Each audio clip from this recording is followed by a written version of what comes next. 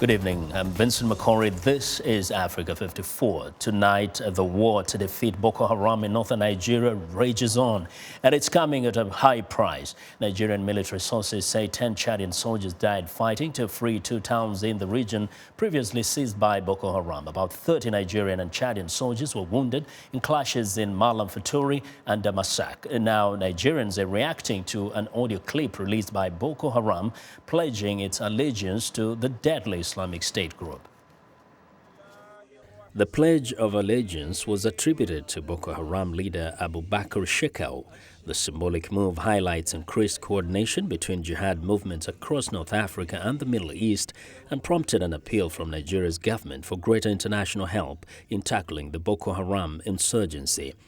Islamic State leader Abu Bakr al-Baghdadi has already accepted similar pledges from other jihadi groups in the Middle East, Afghanistan, Pakistan and North Africa. Analysts say the allegiance pledged by Boko Haram came as no surprise. In recent months, the terrorist group has increased cross-border raids in Cameroon, Chad and Niger. Moses Ochonu of the Senior Citizens Advocacy Network of Nigeria is optimistic Boko Haram will be defeated. There will be peace in this country, and Boko Haram will be a thing of the past. We've had things like that before, like Maitasini and the rest. They were all overcome by our military and the police. So we believe this time around we are going to win the war against them. Whether they are affiliated to ISIS or not, they'll be eliminated. Ibaronke Samson says it is time for the Nigerian government to seek more help from neighboring countries. Boko Haram has been a very difficult challenge to Nigeria. In fact, they are the insurgents in Nigeria. But now, as it is, now that they have declared their support for international terrorists, I think that it is time for the government of Nigeria now to mount up much of power, either from other neighboring countries, to be able to fight strongly the insurgents, the Boko Haram people, so that the war might be totally against them. Boko Haram has killed thousands and kidnapped hundreds during its 6-year reign of terror to carve out an Islamic State in northern Nigeria. This month, the group released a video purporting to show it beheading 2 men, its first online posting using advanced graphics and editing techniques similar to footage from Islamic State.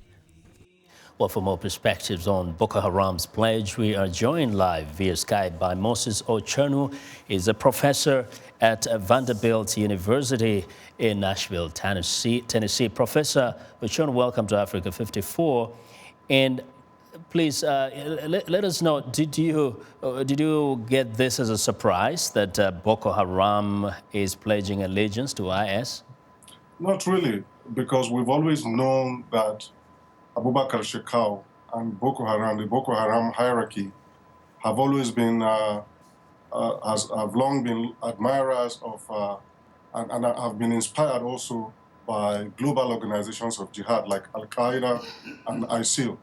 What is significant, however, about this announcement is that Abubakar Shekau has decided to make the alliance, to make this alliance formal, but also the timing to announce it at this time. So that's what is significant. Now, for some, they would ask, what difference does it make? What does it really mean? Well, the question of timing comes in here. We have to look at why he's doing it now. And it has to do, I think, with the pressures that Boko Haram is under from the forces of Niger, Chad, and Nigeria, these combined forces.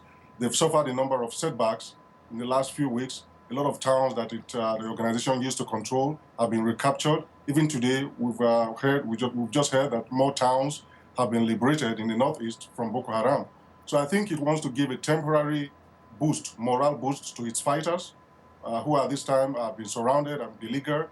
But also it wants to make a statement globally and put its image out there that is still relevant. Now, it also wants to connect itself to these global franchises of jihad and to overcome these setbacks. Besides just a morale boost, what kind of other assistance can Boko Haram expect from ISIS, possibly? Very little. The connection between them is inspirational for the most part. We don't see any evidence of any logistical cooperation between the two movements. Now that Chad, Niger, and Cameroon are involved, We don't see the possibility of things getting through the border, equipment and logistical know-how and things like that. So this announcement makes very little difference on the ground. Yeah. Boko Haram is still going to be on the run, as it has been in the last few weeks. So nothing is going to change on the ground as far as... Very quickly, in terms of response to the threat, will this probably change the game in the way the African forces and even the international powers see Boko Haram? I think so, in a symbolic sense, mostly, because now that Boko Haram symbolically is connected to this global terrorist organization, I think it adds urgency to the AU, to the organization of to the AU and their effort to organize a joint force. Yesterday, the force was announced, so now it actually moves it forward. The schedule has to go very fast now. Not only that, I think the people, the Chad, Nigeria, and Cameroon, the countries surrounding Nigeria now have to be very vigilant, have to be very mindful of what they let through the border now. So it adds urgency to the need to stop ISIS from gaining any logistical support from, offering any logistical support to Boko Haram. Okay, Professor Ochonu, thank you very much. Thank you. Professor Ochonu is a professor of history of African history at Vanderbilt University. He joined us live via Skype from Nashville, Tennessee. Well, now for more insight on Boko Haram and its pledge to ISIS, I'm joined by Leo Keyen. He's head of VOA's Hausa service. Welcome, Leo. Yeah, Vincent, how are you? Yeah, I'm fine. Now, in terms of what you're hearing, locally, internally from your correspondents in Nigeria, does this mean much to the residents of Nigeria, the allegiance to ISIS? Well, it might mean much and it might not, in the sense that Boko Haram has always been fighting alone, more or less. In the past, there used to be some semblance of foreigners fighting on their side. Arabs, some people of Arab extractions, you could see them in their color, in their tones, the speech, they speak Arabic and all that. Now, whether this is ISIS connection or not, we don't know. But the fact is that this statement is a reaction to the heat Boko Haram is getting from Niger, Chad, Cameroon, and Nigeria at the moment. So in a way, it's a position of weakness, actually, that has led them to this. This is a propaganda, but it's strategically placed. It's a propaganda that tells you we need help. We need help. They want help from ISIS. Yes.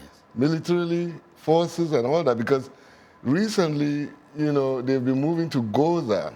Goza, by the way, was the police staff college that was taken over by Boko Haram, and they turned it into an insurgency camp. Now, all the soldiers coming out of the Sambisa forest have been amassing there. If they're going to fight, they have got to face Chad, Niger, Cameroon, and the AU forces. Now, who would give them the assistance?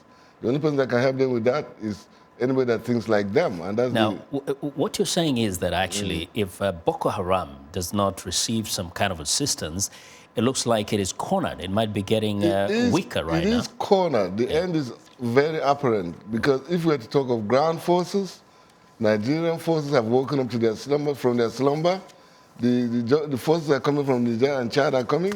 I mean, they started air bombardment already, and ground forces are moving in. So definitely Boko Haram is looking at its end if it doesn't get external help. In terms of the upcoming elections, what's the analysis on the ground? Do people feel more secure as they get closer? Well, it's amazing the way bombs went off in Maiduguri on Saturday, about 4 bombs in the city. Now, that does not spell calm, but people are still encouraged that they want the election all the same. But they're getting the sense that Nigerian forces, of course, working with the neighbors, are kind of pushing really hard against Boko Haram. They're pushing harder than before. They're pushing harder than before now. So more confident in the coming election. Yeah. Well, Leo, thanks a lot for sharing those insights with us. Thanks for having me. Leo Keyen is head of VOA's Hausa service.